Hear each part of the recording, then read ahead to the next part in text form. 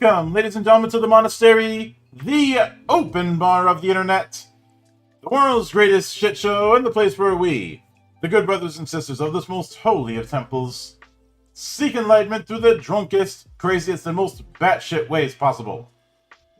I am your one and only gaming monk, better known as Mildra, and with me I have a returning brother into the temple. Previously here for the Secret World RPG, and now back for Starbreaker. We'll be covering both the original Saints and Synners and its upcoming expansion, Star Marines, both for the Savage Worlds engine. The one and only Brandon Verhalen. How you doing today, man? Hello. For a minute there I didn't hear you, but now I do. Mm-hmm. I thought you said you were perfect. You should have been able to hear me from the word go. I am perfect, but my computer apparently is not. Ah. Yeah, we'll go with that. So, much like last time, where we were covering both the original and the expansion, for this I'd like to go, since this is going to be the first time a lot of people listening to this have heard of Starbreaker, I'd like to go into both that and then lead into Star Marines. So, sure. I suppose we'll start with how did the idea for Starbreaker start to take shape? Was it a campaign that you were running that evolved beyond that, or was it something else? It was a there was a much farther in the past, way back in the olden days. There was a game called Alternity that came out. Mm-hmm. And I liked the idea of building my own sci-fi world, and so I started kind of playing around with the ideas they had, and then I said, well, I could change this creature to that, and this creature to that, and by the time it was done, it was its own thing. And then I said, well, I'll write a campaign, and I wrote like a 36 adventure campaign back when I used to play every week, and I thought that was realistic because I had weekends, and it kind of evolved into a setting in my mind that never really quite got out. Like I was like, well, what system do I want to do it with? Kind of back and forth eventually, and then I settled on Savage Worlds, and it kind of sat there for a while. And about 6 years ago, I decided to actually start running it. So it's been worked on for over 20 years in one shape, form, or another. So, it being a space opera kind of thing, that's something that's always going to have a wide net especially coming off of something like Alternity, which has a very wide net in terms of what sort of science fiction it can tackle. So, what would be some of the media that would be in the Appendix N of sorts for Starbreaker? You know, what would I consider like the inspirations? Yeah. Or whatever for it? Yeah. Definitely inspiration for this would be something like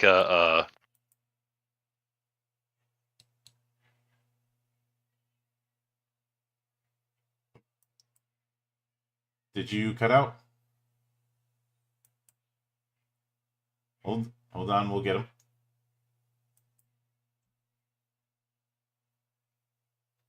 Okay.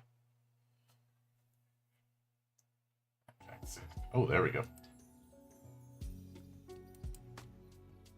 And Discord decided to be uncooperative for a moment.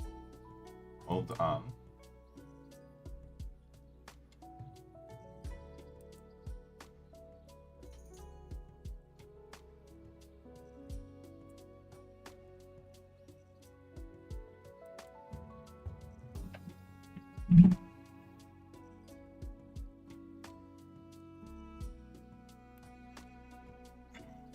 The wonders of technology.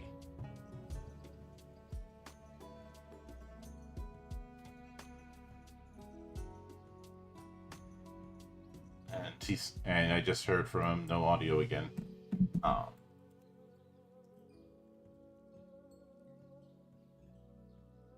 And now my own model is acting up. But what the hell? Hold on.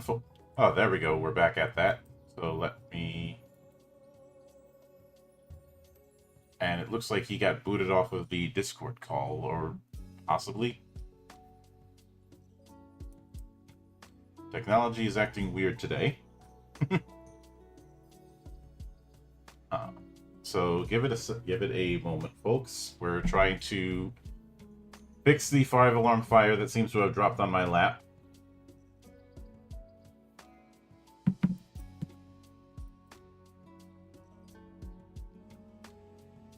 I do apologize for this bit of shenanigan. This is certainly uncharacteristic. And Discord just decided to crash on me, period. Lovely. So give it one moment as we try and get that back on track.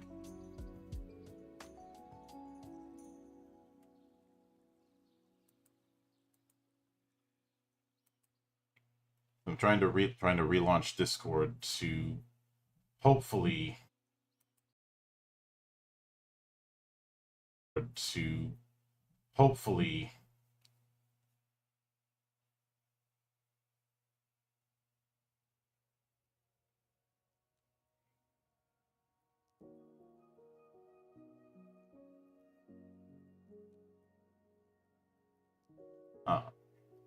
so it's loading back up right now, so hopefully... Oh, there we go, and we were there, and then we're not. And now we're back. So I have no idea what happened there. But I think we are back. I certainly hope so.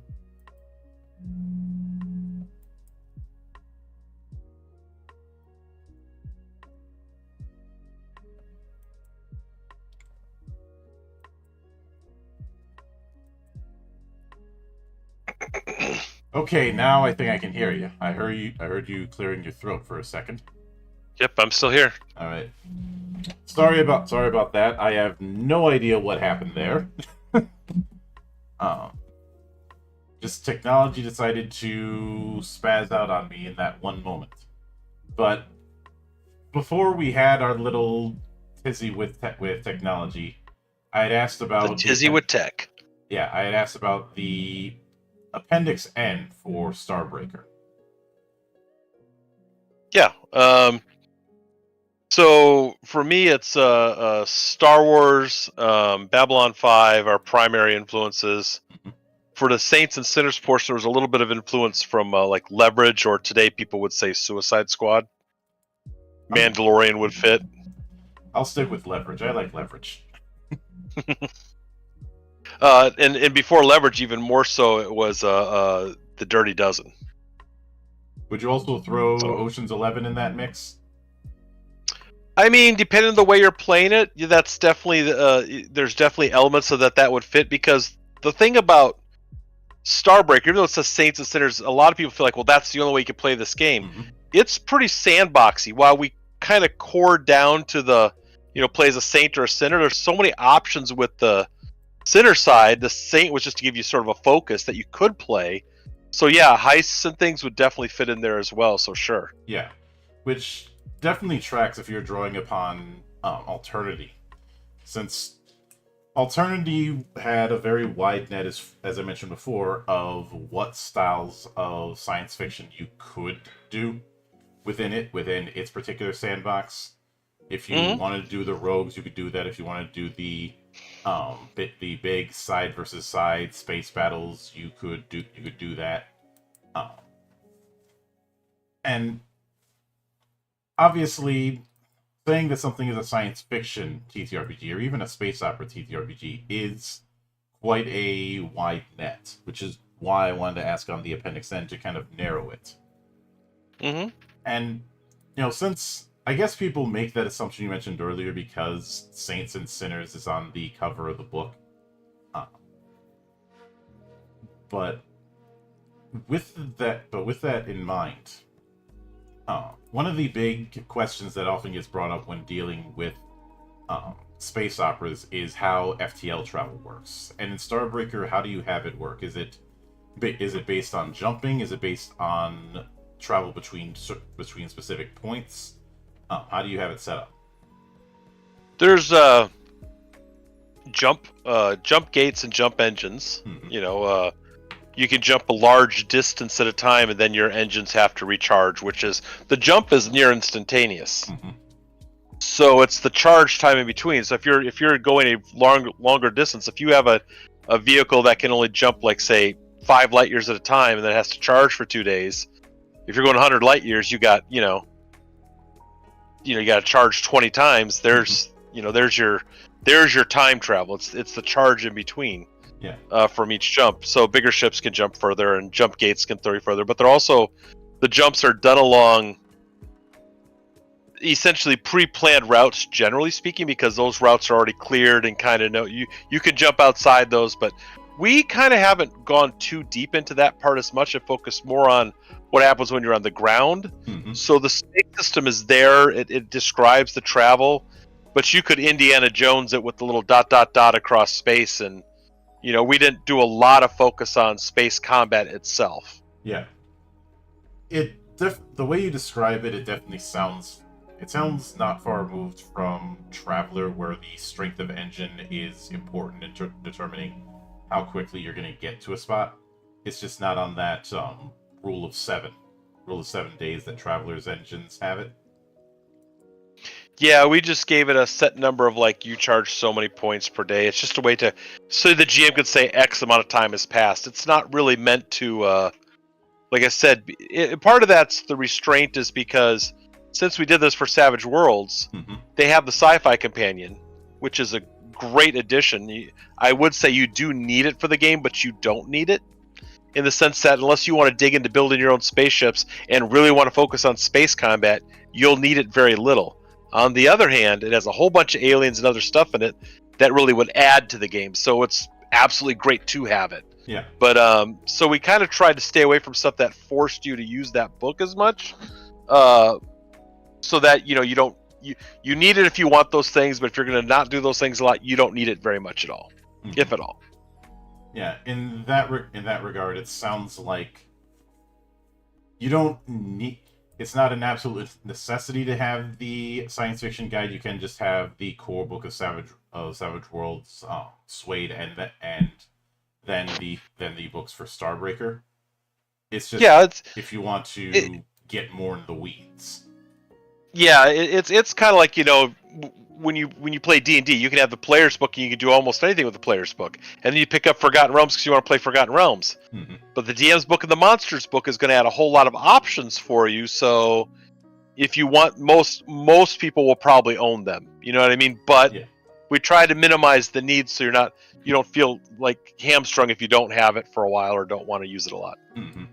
And if you're running something more beer and pretzels, it's not going to be a high priority. Not really, because unless you want to, like I said, if you're gonna focus on the characters on the ground, between the rule book you always need, the Savage Worlds core rules and the gear in there, so you could pretty much stick to those 2 books for that stuff. Sure. Yeah. But now since when I look at the particular vocations, engineer, grifter, and the like, it does appear to me that each one of them has 3 edges that are exclusive to it. Was that one of the design goals early on when it came to designing for that? Yeah, what we wanted to do was Savage Worlds is a great system that you can play anything just about. You can build any type of concept you want in general. Yeah. The thing that, for me personally, I don't like as much is it can feel kind of like everyone's playing the same character as far as their skills go. It's if I have engineering at D6 and you have engineering at D6, even though I say I'm playing the engineer, you're just as good as me. Now, if you pick up, there are edges in the game you can pick that make you better. What we want to do is make it so, like, if you are the engineer, you have edges that nobody else has, making you, if you're the engineer, you're probably the best at it, so that your role matters to the game more. I mean, people could just agree to pick different edges and kind of go that route. This way, it just makes you, it's a step above what the game normally offers for that. It's not better, it's just a different way of doing it that I enjoy. And what I did is I wrote a game that I would enjoy to play. So, there you go. Yeah, I can certainly get that. And since one of the ones is actually you have 2 professions in the core book that are all about psionics, Psi Commando and Psi Operative. Was there a temptation to dip into like the superpowers handbook I know Titan Effect also has psionics, and it kind of dips into that. No, not at all. Simply because doing so would have been, now you need the sci-fi companion for some things, the super companion for others, and now I'm saying to play my game, you need to have 4 books, and that's a nightmare. It's like, we don't want to do that. I mean, if the rules were an open source game where I could put all the rules in the book, that would be a different story. Titan Effect, they essentially said, okay, we've got our standard setting book, and you need the supers book. They just wanted you. There's one book they chose basically that you needed, and that's, I think, a fair thing. But when you need another book above that, you start to make it too complicated for people to pick up and play. It's great for playing a home game to design it that way if you have all those books and want to, but not to sell, I don't think. Yeah, and admittedly, with Titan Effect, they ended up having a. Because I've talked with Nome a few times. There was a bit of unfortunate timing because when the original one had come out, just mere weeks or so afterwards, Suede comes out, which led to some awkward timing for a little bit. Things kind of evened out, and I wish him the best of luck when it comes to the next iteration he's doing. Yeah, it's going to be great. I talk to him all the time. Mm-hmm. But it definitely seems that there was an attempt to have a kind of power system that isn't trying to do 1-to-1, especially given that the types of powers you get as a psionic are determined by, I believe, by your choice of edges. Well, you get a level 1 like a level 2 kind of thing. If you're a Psi Commando, you're going to get all the same powers basically. Yeah. But if you were to give the elevator pitch between what you could do psionically as a commando versus an operative, what would it be? One is more combat oriented. The other one is more stealth, and one's more like a spy, and the other's more like a commando in a sense. I mean, you've got the one who you can control people's minds and make and read their minds. That's great if you want to play the a mental game, power game, sneak around more. It's all about the manipulation of people. Whereas the commando manipulates their bodies, generally speaking, to be stronger, faster. Sneak in and be more of a ninja assassin almost kind of thing, or something like that to a degree. I remember the last time I covered this kind of thing, I brought up the game on the Xbox, PsyOps: The Mindgate Conspiracy, because that's what always comes to mind. Especially since in that one you do have essentially a psychic operative. Yeah, I think Psi Commando was the thing where I always liked the idea of someone with it's sort of that super soldier kind of thing was kind of the concept behind the Psi Commando more. They have the psychic, they have the wrist blaster, the cable gun they can have on their other arm for climbing. They're just that mobile with a few extra boosts. They're that that soldier could just do a few more things than the average one can do, etc. And they're also partly inspired because of the way the story works. They are resistant to mind control, which is important for the way the story works with the Nagotha, the invaders who attacked, and they were mind controlling. So it was also a story element. So kind of both. Yeah. Now, with that in mind,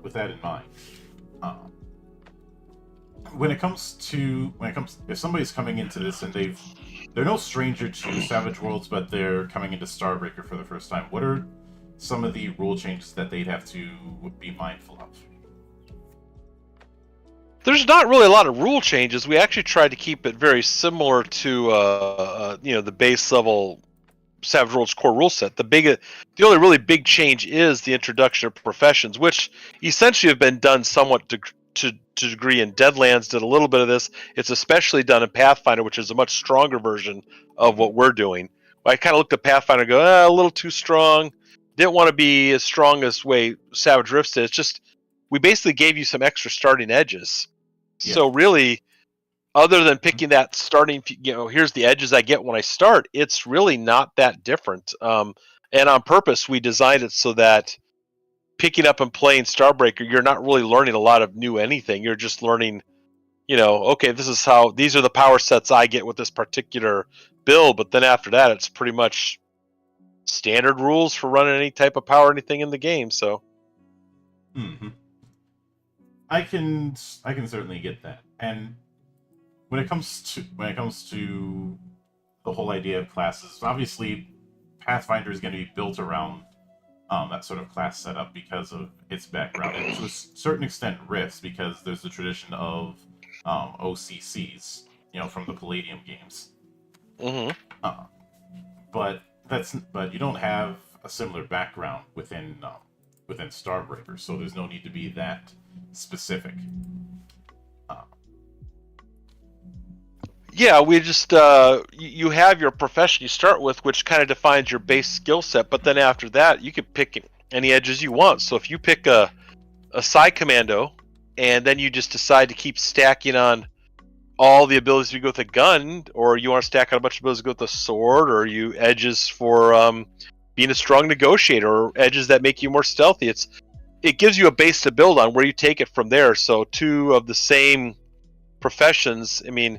And one engineer could be strongly built around, fixing ships. The other guy's really good at fixing stuff, but he's really also a really great pilot. I mean, not as good as maybe, say, the smuggler, but, they keep putting into it. They vary how they play after that. So you're not stuck with, like, every level, quote-unquote, you get this ability. It's after that, the edges you pick will further define your character down your path. I can get that. Now, shifting over to Star Marines, which I do want to congratulate you on how well the crowdfund for that went. You were asking for 1,000, you got 8.4 thousand. Yeah, it's not bad. So with Star Marine, was this one of the things that was part of that package of concepts that was in the initial concept when you were starting out using Alternity? So initially, I had gone a couple of different ways I wanted to build a setting and to run it, and yeah, doing a all military Psi Commandos in one shape, form, or other were at the beginning. So that's where I kind of like, well, what if the guy got out of the military and he became a thief, and that's where kind of Saints and Sinners went. But what if he was still in the military? And so it's kind of like when I did Saints and Sinners, like not everything makes sense in this first book. It's too packed. It was already like almost 220 pages, and for a first core setting book, that's a pretty solid book. I mean, you can definitely make bigger. I could have cut it down, but I had enough stuff in there. I felt like just jamming the Star Marines and all their stuff for it is, by the time I'm done, was like another 40 or 50 pages alone for just them, without the the Siren Belt sector we added to this and all too. So yeah, I felt like it was a concept that had existed, but I felt like would be better served in its own book where it could get more focused to really build it out. I could most definitely see it. And with Star Marines I think a lot of people looking at kind of the art and kind of the aesthetic would assume that it's channeling some elements from, say, Starship Troopers, for instance. Would that be accurate? There was some, I graduated high school in 1990, okay? So my peak movie viewing years were from 1990 to 2000, right? And a little afterwards. But yeah, a lot of certain things that I was into, yeah, Starship Troopers would have been somewhat in there. Alien as well. Aliens. Yeah. A little bit of, the classic bug hunt stuff kind of thing. Sure, that's one part of it. And there's other things to go with it, but that's the primary bit of it, sure. Yeah, I suppose it's well timed to have something like this, given how popular Helldivers 2 has become. A lot of people really like the idea of joining a galaxy-spanning military, meeting interesting people, and then killing them. Yeah, well, I mean, many role-playing games do center around the death and destruction for righteous causes, or whatever excuse you want to have action in a game. Yeah. Sure. And you can definitely. So the Star Marines thing is much like Saints and Sinners. We've given a broader set of things you can play. I mean, the art I had for the bugs on the cover was just fantastic. Really captured a lot of the different types of characters we had designed for Star Marines. So that's the cover I used. But we have, I mean, there's going to be, you could be fighting corporate mercenaries, pirates, saving people on a planet from the bugs. There's a, and then there's, we actually added to, and I figured we would hit the goal. We have the scientist, so you can, and you're in the main sector of space that we have put the Star Marines in. They can go anywhere, but we gave us a sector to work in that has a lot of stuff going on. And there's it's called the Siren Belt, and there's this progenitor tech, or these, the ancient, really old aliens who, basically populated the galaxy with most of the life and that's there. There's bits of their technology left behind, so you can kind of feel like a little bit of that whole, here's a military team escorting a scientist from world to world. All it needs is a gate and to go through stars. I wouldn't really say a Stargate type play, but you could take a little bit of that, that the scientist exploring something while the military is dealing with whatever mess comes with exploring ancient alien technology. Yeah. Now, I have a fondness for SG1, especially since I keep bringing up a particular scene regarding the distribution of P90s just to some people. This is a weapon of terror. This is designed to intimidate the enemy. This is a weapon of war. It is designed to kill the enemy. Mm-hmm. And then they shoot the string, the rope with the gun, is how accurate it is. Yeah. I've seen this. Yes, yeah. I do like Stargate.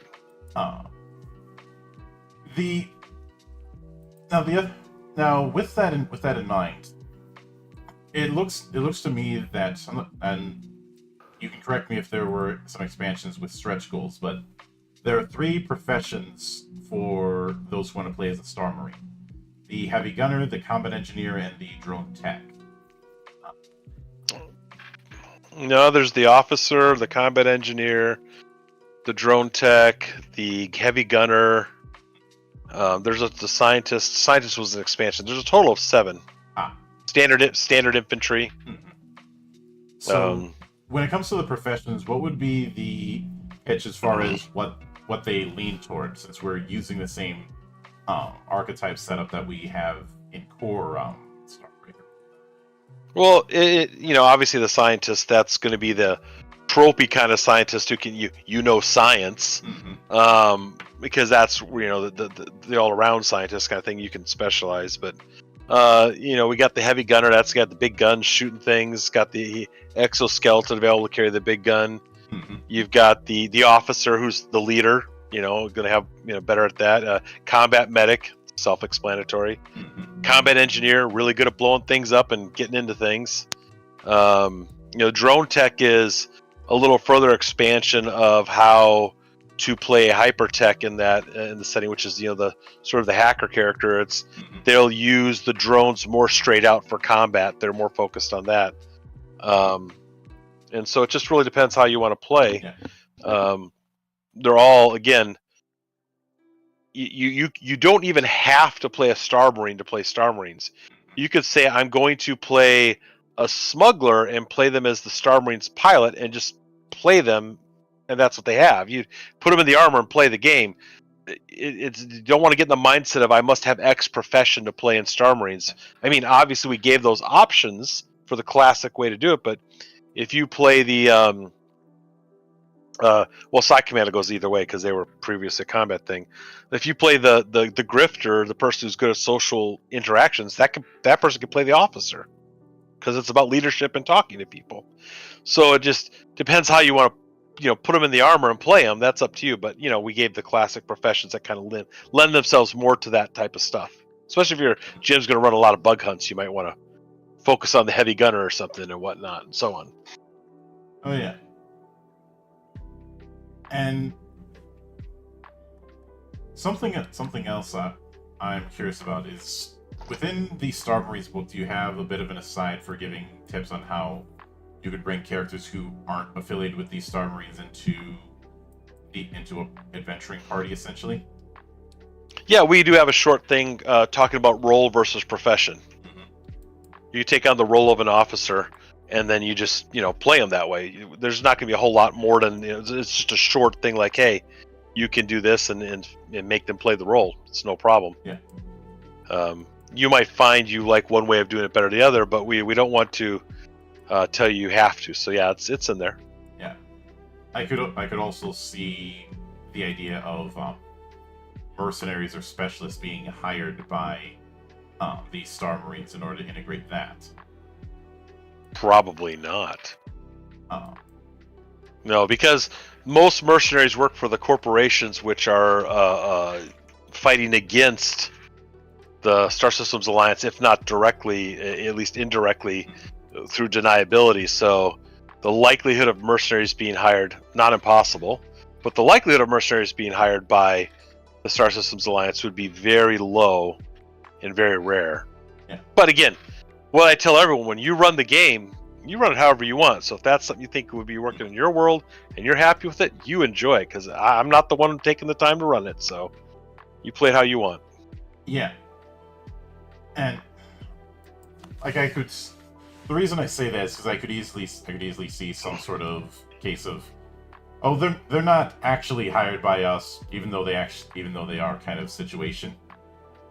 To give a degree of plausible deniability. Oh, I mean, the thing to remember most is there are no quote unquote good guys in the Starbreaker setting. There are degrees of less bad. Like the Star Systems Alliances, they want to be the good guys ideologically, but they are an imperfect society, like most really are. And so they will also realize, you're going to have, which we haven't really delved into yet, but eventually we'll delve into the Star Systems Alliance very specifically in another book in the future. Yeah. But I'm sure they have their equivalent of, I haven't detailed it out, but there's going to be the equivalent of the CIA, who would then hire people and say, yeah, we don't know them at all. Sure, that would absolutely be something that would happen. Or absolutely, Oni in the Halo universe, for example, who is technically the intelligence arm of the UNSC Navy, but it's known that they're also involved in a whole lot of shady shit. Yeah, and you're always going to have. I mean, governments have secret agencies. Secret agencies do things that the government can then deny because they don't know it's sure. Absolutely. But when it comes to the Siren Belts, is that more of a frontier system? What kind of vibe is the Siren Belt supposed to have? It's a recently settled frontier. So by galactic standards, as it exists, it's been settled for nearly a century. It's had population there, but growing into that's like saying, the town, relatively speaking, it's up to a point where it's on the frontier, but itself is not quite the frontier anymore. If you go past that, you are definitely you've gone off into the great frontier. They're that last bit of civilization, and they're not really organized. Like, there's several different factions and powers there. It's not one large conglomerate faction. It's not one singular species controlling it. It's a mix of species, peoples, and organizations. So neither the Star Systems Alliance, the corporate worlds, nor the Syndicate have major control there. It's its own little groups of things, and they're all vying for power there. Yeah, I could see that. I suppose I could make the obvious analogy of things like the Keep on the Borderlands, or the way a lot of West Marches campaigns work, which that could certainly be one angle, but it definitely sounds like it's on that last border of civilization before you go off into more dangerous territories. Yeah, if you were to go past that particular area, you would be it'd be more appropriate to play a Star Trek or a planetary scout campaign, because you're not going to have at least unless the GM, wherever the GM, because I haven't defined it. So if you go out there, it's whatever world or thing the GM wants to throw out there. That's the great thing about a sci-fi game. It's literally so big you can throw whole planets up of whatever you want if it's far enough out and say you discovered a whole new civilization. Yeah, I It's can, totally viable. yeah, I can certainly get that. And obviously there are different threats that are going to be there. There there are the equivalent of the bugs, since you mentioned bug hunts, but when it comes to corporations, are there any new corps that would have an interest here, or is it largely the same corps that were in the Starbreaker core book? It's largely the same corporations. You know, it comes down to like how much space do I want to give to something. So yeah, there's definitely more corporations than the big five, but it's not like I detailed a whole new corporation in a large scale sense to put in there or anything. Because I felt like we did enough talking about the corporations for right now until they get their own, big section on it. And we go back and do the Terran space, but and really go through all of it. But yeah, I didn't really dig into that as much, though. Their role there is important. That's why we have corporate mercenaries and stuff in the sector trying to help. There's a lot of focus just in the Siren Belt on the Siren Belt governments and what they've got going on. So there's the whole the conflict that exists there, so the players can get embroiled. It'd be a really great place to bring your Sinner crew, whatever, or your corporate. If you want to be corporate spies, you can do a whole lot of stuff outside of the Star Marines there, because there's so much going on that it's good for the first book to be used with it too. I didn't build this so that the first book is useless with it. It's more like they complement each other either way. Yeah. Now, within the Kickstarter, you make a big deal about Star Marines getting their own power armor. So, I'd like to pick your brain on that, as far as what style of power armor we're dealing with, how, as far as size, as far as what it's capable of, that kind of thing. So they only have one type of power armor. It's a suit that is it's the type you get in and sit in it, so it's more akin to a walking mini tank, is the better term, or a mini mech almost kind of thing. Yeah. And that is it's got a dual wrist blasters, mini missile launchers, jump jets, and a whole lot of armor. It's just meant to be that it's if the GM wants to let you use that, it's because he's going to throw a whole lot of bugs at you, and you'll probably still be sorry it's not enough. You know what I mean? It's like you're probably not going to play in it very often, but it seemed appropriate to also have it. Depending on the way you want to run the mission and so forth. I could certainly see that, especially since the power armor is gonna be part of that fantasy.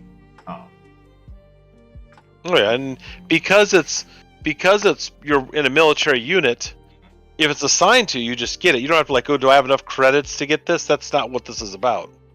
So there it is. If you need the GM wants in the story, then there it is. Well, that's always the case, right? But it makes more sense. Oh yeah. So with that in mind, as far as Star Marines, what are you shooting for as far as its page count? I was hesitant to give too much because I didn't know exactly where our final page count would end up. So take this with things can vary, but probably between 90 and 100 is where we're sitting right now. But depending on final cuts and final ads and final art done and everything, that could go up or down a little bit. But that's where we're around. I'm hoping to be about 96 plus pages, but we'll see what the final count is. And obviously some of the stretch goals are going to play a factor into that. Oh yeah, I kind of figured that they would happen, so that's partly a little bit figured in there, but it really depends on how much the Kiftiri, the bird species, that's pretty easy. That's 2 pages, a little bit more added to put them in the story, but it's a page for write up, a page for art, for their stats. The Hive Evolved can add a couple of pages depending on how deep we go on that. And the Mercenaries is going to add a good chunk of pages, because we added how to You take those military professions, but play them as mercenaries. So, that'll have a few pages, and the scientist, that's another page for the write-up for the profession. So, yeah, then we were about, I think, 75-ish pages already typed up. So depending on layout and art and tables and such for gear and such, that could that'll determine the final page count. So. Oh yeah, I can certainly get that. And since it's part of the package when it comes to the Kickstarter, I do want to talk about Mission Bravo. What kind of tone is that particular mission going for? Well, Mission Bravo was from the Saints and Sinners, so yeah, which we didn't get to talk about during its campaign, so I may as well bring it up here. That's just another mission, for a group of sinners or saints to take on. It's typical setup for something like that. To be honest, my brain would have to review it again because it's been so long since I read it since we put it out. But it's an add-on. It follows up. I'd have to try to remember what the exact thing we did. It would come to me in a minute, because I did have someone else write that one for me. J.M. DeFoggy did a fantastic job writing it up. But it's been a few weeks since I read it. Yeah, I can certainly get that. And as far as a release window for Star Marines, what are you shooting for? Not a hard date, but a broader estimate. Well, we say next year is the date I gave. Like, I think it was like where did I say the end of this year? I don't know if it was end of this year or next year. I usually give myself a really large window, but I do think it will be much sooner than that. I mean, we are 80% done, 90% done with writing. Art's probably art's well over 50% done. So, I mean, I feel like we might have a PDF rough for people to see. We get money in not this week, but after next week. So 5 or 6 weeks, we should have the first rough PDF out. Whether things come up or not, that's why I give myself such a big window, because this industry can have so many things happen. Artists get sick, and then they can't, you got to wait and get it back. So then, of course, that can change. So. Oh, I get you. And I will certainly be looking forward to seeing how Starbreaker develops for both Star Marines and for whatever you've got down the pipeline. Oh, I already have the books lined up in my brain what I want to do next. It's just a matter of time and money. We definitely want to do, Terran space, which is would expand everything in, all the Earth, Terra. Obviously, you got the corporate worlds, the Syndicate, and the Star Systems Alliance. There's a whole lot we could do in there, and especially with, like, say, the corporate worlds, sort of like, as my friend who runs a lot of games there, he calls it, Shadowrun in space. That's a good feel for that part of the game. And then, more planets, more of the area to expand.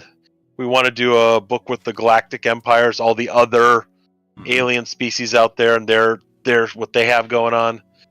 And then there's at least 2 full plot point campaigns I want to work on, and then the Frontier. And then, of course, there's always the other galaxy, but that's another story. Yeah. Best not to get eyes bigger than your stomach with one galaxy, let alone 2. It's just, I know where the lore goes, and I know why that matters, so I know where I want to take the story. That's kind of what I've laid out, and okay, the story can go this direction. But now it's just a matter of tackling each one of those things as I get to them in the right amount of time to not rush them. So. Oh yeah, I can certainly get that. But with that said, I do want to sincerely thank you for taking the time out of your schedule to come all the way to my monastery and enjoy the madness that happens around here. Thank you. And anytime you see fit to return, the door is always open.